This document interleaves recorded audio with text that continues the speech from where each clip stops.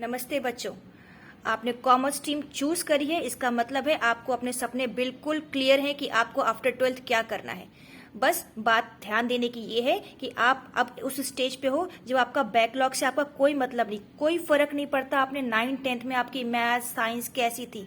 अब जहाँ पे आप हो वहां से आपको एक फ्रेश स्टार्ट करना है और इस क्लास में आप अपने स्टार्टिंग से ही बेसिक्स, डे 1 से ही बेसिक्स क्लियर करते जाना ताकि आपको आगे कोई दिक्कत ना हो। ठीक है, तो जैसा कि आपको क्लियर है कि कॉमर्स में अकाउंटेंसी, बिजनेस और इकोनॉमिक्स कंपलसरी है, तो उसी में अकाउंटिंग में आज हम फर्स्ट चैप्टर शुरू करेंगे, इंट्रोडक्शन टू अकाउंटिंग। और कुछ भी अंडरस्टिमेट की भावना लेके चलना नहीं। कोई साइंस वाला आपसे कुछ भी कहता रहे, कॉमर्स इक्वली इक्वल है, उनसे ज्यादा बेटर है, हर हाल में बेटर है। क्यों? इस सब्जेक्ट की बुराई नहीं कर रही हूँ, लेकिन अगर कोई आपको ऐसा फील कराए तो कुछ भी अंडरस्टिमेट मत होना, क्योंकि कॉमर्स से बहुत सारे ऑप्शंस हैं आगे और बहुत ज्यादा सक्सेस भी है। ठीक है ना? तो शुरू करते हैं। इतना इसके बारे में आपस में बाद में डिटेल में डिस्कस करेंगे। फिलहाल शुरू करते हैं फर्स्ट चैप्टर से, इंट्रोडक्शन टू अकाउंटिंग। ठीक है, कॉमर्स तो ले लिया आपने। बताइए कॉमर्स का मतलब क्या है?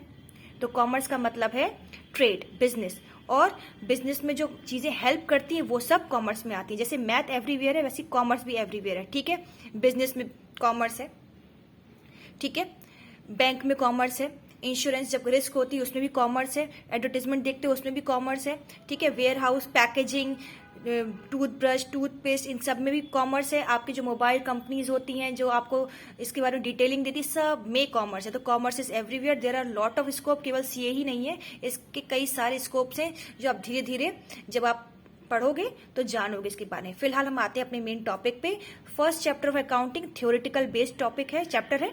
ठीक है, ये आपकी बेसिक्स क्लियर करेगा, यानी कि ABCD है नर्सरी की। शुरू करते हैं। तो पहले चैप्टर को हमने 3 पार्ट में डिवाइड करा हुआ है, पार्ट 1, पार्ट 2, पार्ट 3। आज पार्ट 1 में हम कवर करेंगे मीनिंग ऑफ अकाउंटिंग, प्रोसेस और कैरेक्टरिस्टिक्स ऑफ अकाउंटिंग और डेफिनेशन ऑफ अकाउंटिंग। ठीक है, लेट्स स्टार्ट।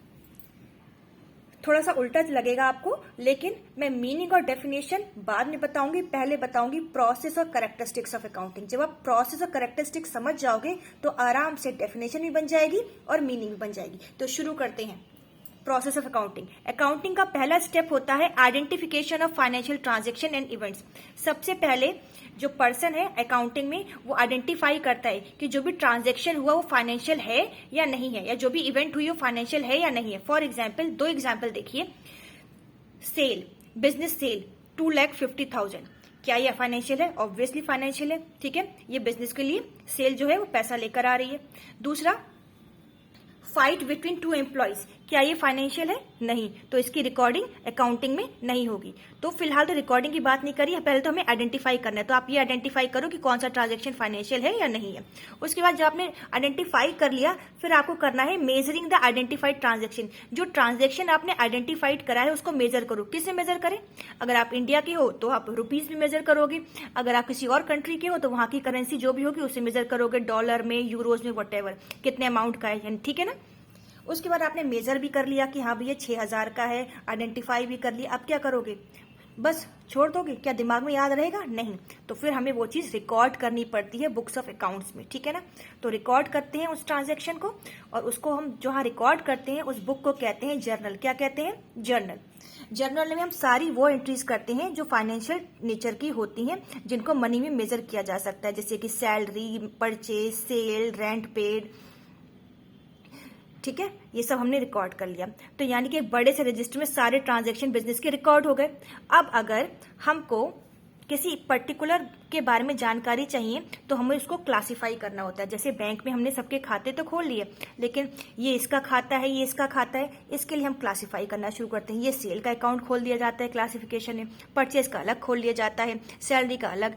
समझ में आ रही है बात? जर्नल में हम सबको एक साथ एक ही चीज में एंट्री कर देते हैं। फिर जब क्लासिफाई करना शुरू करते हैं तो जो सेल के आइटम्स होते हैं वो हम एक अकाउंट में लिखते हैं, जो परचेज के आइटम्स होते हैं वो एक में लिखते हैं। इस पूरी प्रोसेस को कहा जाता है लेजर पोस्टिंग। ठीक है, सीखेंगे आप बाद में। उसके बाद ये सब आपने अलग अलग अकाउंट तो बना लिए, खूब सारे अकाउंट बन जाते हैं, खूब सारे। अब भैया इतना सारा कोई अकाउंट देखेगा तो उसको समझ में आएगा ही नहीं ना कि प्रॉफिट हो रहा है कि लॉस हो रहा है, कि टोटल कितनी सेल हुई। तो उसके लिए अब हम उन्हें समराइज करते हैं। ठीक है, समराइज किस फॉर्म में करते हैं? ट्रायल बैलेंस बनाते हैं, तब हम ये लगा सकते हैं कि कितनी सेल हुई। प्रॉफिट एंड लॉस अकाउंट और बैलेंस शीट बनाते हैं जिससे हम ये पता लगा सकते हैं कितना प्रॉफिट हुआ, कितना नुकसान हुआ, और बैलेंस शीट बनाते हैं जिससे हमें बिजनेस की सिचुएशन पता चल सकती है। ये सब आप सीखेंगे। अभी सिर्फ थ्योरेटिकल पार्ट चल रहा है, तो आपने इतनी बात समझी कि पहले आइडेंटिफाई करो फाइनेंशियल ट्रांजैक्शन को, फिर उसको मेजर करो मनी में, फिर उसको रिकॉर्ड करो जर्नल में, फिर क्लासिफाई करो लेजर में, फिर समराइज करो trial balance, profit and loss and balance sheet में। अब आगे क्या करेंगे देखिए। समराइज कर लिया, प्रॉफिट निकाल लिया, बिजनेस की सिचुएशन निकाली, फिर आप उसको प्रॉपर एनालिसिस करोगे, एनालाइज करोगे कि यार क्यों लॉस हुआ और प्रॉफिट हुआ, तो ये ज्यादा किस वजह से हुआ, कम किस वजह से हुआ। जब एनालिसिस कर लिया फिर आप अपनी रिपोर्ट लिखोगे, इंटरप्रेट करोगे कि भाई ये रीजन रहे लॉस के, ये रीजन रहे अच्छे प्रॉफिट के, तो हमें ये स्ट्रेटेजी फॉलो करनी चाहिए कि नहीं करनी चाहिए। ठीक है, ये आपने कर लिया। उसके बाद आपने ये लिख करके अपनी बुक से लिख कर बंद करके रख दोगे? नहीं, आप उसे कम्युनिकेट करोगे। किससे कम्युनिकेट करोगे? यूजर्स को, आपके जो यूजर्स होंगे। अब ये यूजर्स कहाँ से होंगे, मैं बड़ा अजीब सा लग रहा है, धीरे धीरे सब समझ में आएगा। यूजर्स होते हैं बेटा बैंक से अगर हम लोन लेंगे तो बैंक पहले हमारी यही बुक्स देखेगा कि भाई बताओ कितना प्रॉफिट लॉस हुआ। टैक्स अथॉरिटीज होती हैं, ठीक है, जो टैक्स काटने के लिए हमारी बुक्स देखती हैं, और भी बहुत चीजें होती हैं, वो बाद में सीखना, क्रेडिटर वो एक्सेट्रा एक्सेट्रा। फिलहाल हम ये सीखेंगे कि लास्ट का जो प्रोसेस है वो communicate the information to the users of company. Clear है? तो पहला क्या था, फटाफट बोलो। पहला था identification of financial transaction and events. पहले आइडेंटिफाई करो, फिर उसके बाद मेजर करो, फिर रिकॉर्ड करो, क्लासिफाई करो, समराइज करो, एनालाइज करो, इंटरप्रेट करो और कम्युनिकेट करो। ठीक है ना?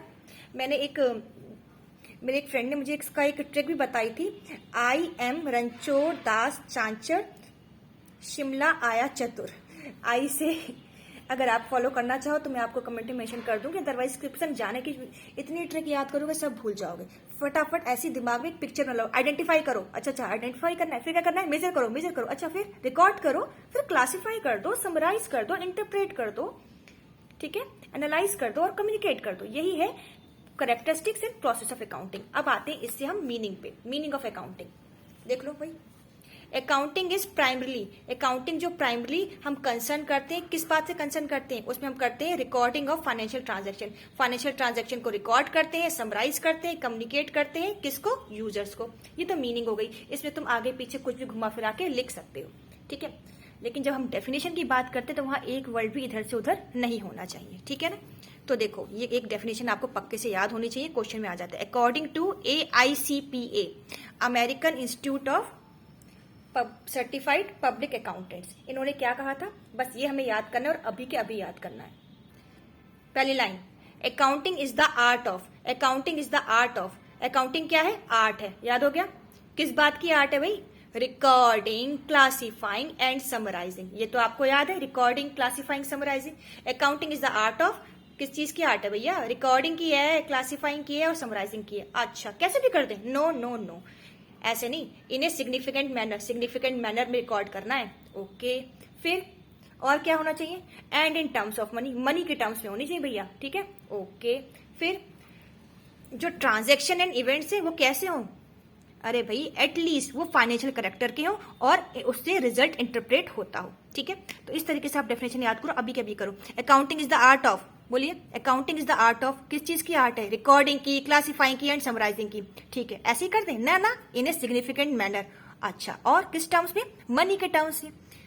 जो ट्रांजैक्शन और इवेंट्स हो वो कैसे हो, अरे भाई एटलीस्ट फाइनेंशियल करेक्टर के हो और जो रिजल्ट को इंटरप्रेट करते हो। आई होप इसको कनेक्ट करके आप डेफिनेशन याद कर लोगे। अगर आपको डेफिनेशन दो मिनट आंखें बंद कर इसको रिवाइज करोगे आपको याद हो जाएगा। अकाउंटिंग वो आर्ट है जो रिकॉर्ड करती है, क्लासिफाई करती है, समराइज करती है एक सिग्निफिकेंट मैनर में और मनी के टर्म्स में, जिसमें ट्रांजेक्शन और इवेंट्स जो होते हैं एटलीस्ट फाइनेंशियल करेक्टर के होते हैं और जो रिजल्ट को इंटरप्रेट करते हैं। These are the meaning, definition and process and characteristics of accounting. अगर आपको थोड़ा भी समझ में आए तो please like the video. Okay, thank you. मिलते हैं नेक्स्ट वीडियो में। Thank you.